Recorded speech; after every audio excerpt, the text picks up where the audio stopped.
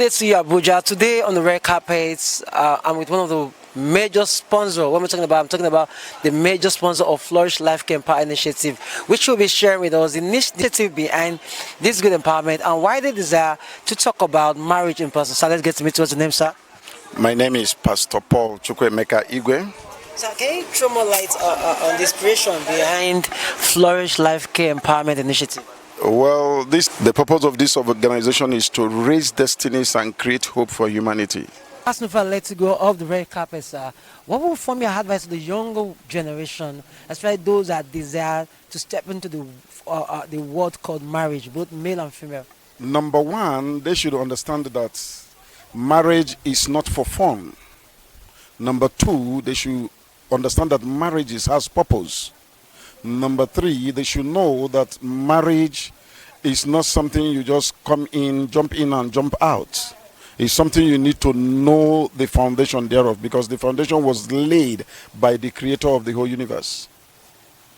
Thank you very much for your time on the red carpet, sir. Thank you so much. Okay, I'm Mrs. Gloria Igwe. Your designation? Okay, I'm the Vice President of Flourish Life Care Empowerment Initiative. Okay, today you're talking about why street marriage struggle. From your own point of view, why do you desire to focus on marriage? The reason why we desire to focus on marriage is based on what is happening in the societies, our society today. Divorce, the crisis in marriages, and it really affects the children. When that divorce takes place, it is the children that bear the consequences. So that is why we want to know the reason why marriages experiences too much crisis in the society. That is why this is our first edition. Anyway, it's our first edition. So we want to focus on marriages because it is affecting the society. It is affecting the society, and the society is the children. Okay, from your point of view, what do you think sustain and keep a good marriage? What keep and sustain a good marriage is patient understanding. When couples understand each other, they can go a long way. It is understanding and trust. Understanding and trust, that is what keeps a good marriage. So from your point, on the last note, what will form the advice to all the young women out there who desire to get married soon? My advice for them is that marriage is very sweet. It's very sweet, but it takes, like I said before, patience, endurance. There is ups and downs in marriages, but when you endure, when you put understanding in it, you go far. It is lack of understanding that makes marriage, that brings broken home. Good day to you, sir. You're one of the major sponsors of this great occasion. Let's get to meet your name and your name of organization, sir. Okay, my name is Bishop Francis 𝗓𝗏𝗲𝗏𝗏𝗏. This is a program that marriage needs to come together to enjoy, and we've heard of cases where marriages have been breaking down. I think the essence of this organization is to bring people together to remember the vows, to see how they will to put their hands together as husband and wife to bring out a benevolent family. So why did you decide to support this initiative?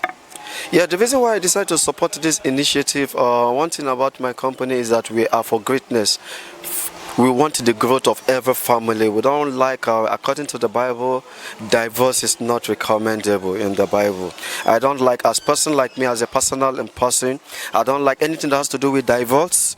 A scattered home, I don't like that. I think that is the essence why I decided to join this organization, to make sure we put heads together, to bring out a recommendable program that anywhere you are today, if you have a marriage that is broken, if you have a marriage that is not sweet like honey, I think this is a platform whereby marriages, as a couple, there are many things as a couple that we need to do as a husband or wife, which we are missing.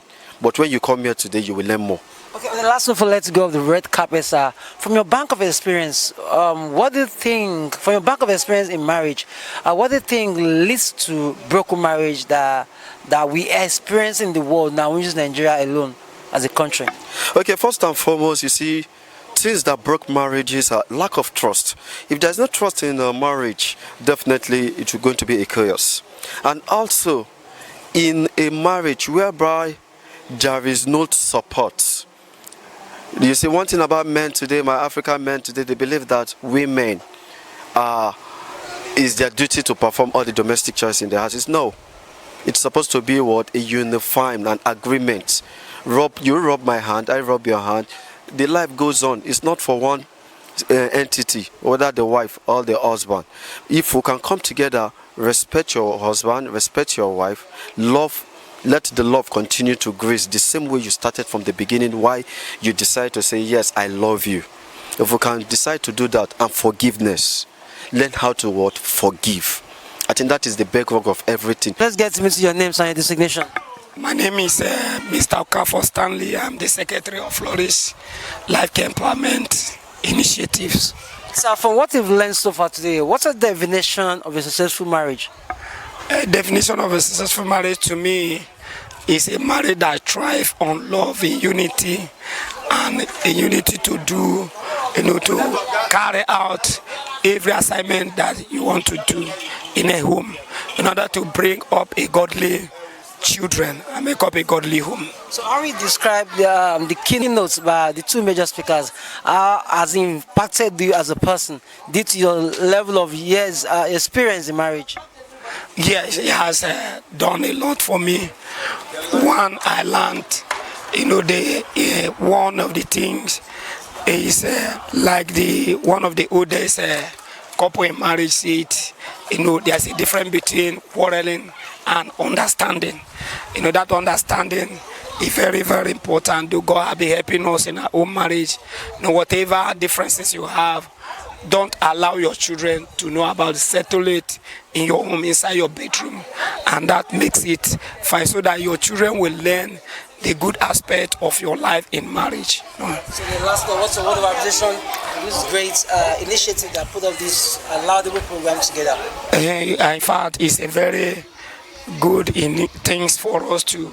In fact, if left for me, I would say let it be, doing it every 6 months or every 3 months, because, it's something that if you come like this, you'll be able to know the area you're not measuring up as a husband, as a wife, I know where to amend. One of the things he says that prayer you cannot do without prayer. Like when he was advising, when she was answering one of the questions, she talked about prayer. That most of the things we pass through is foundational matters, and we can take it up in prayer.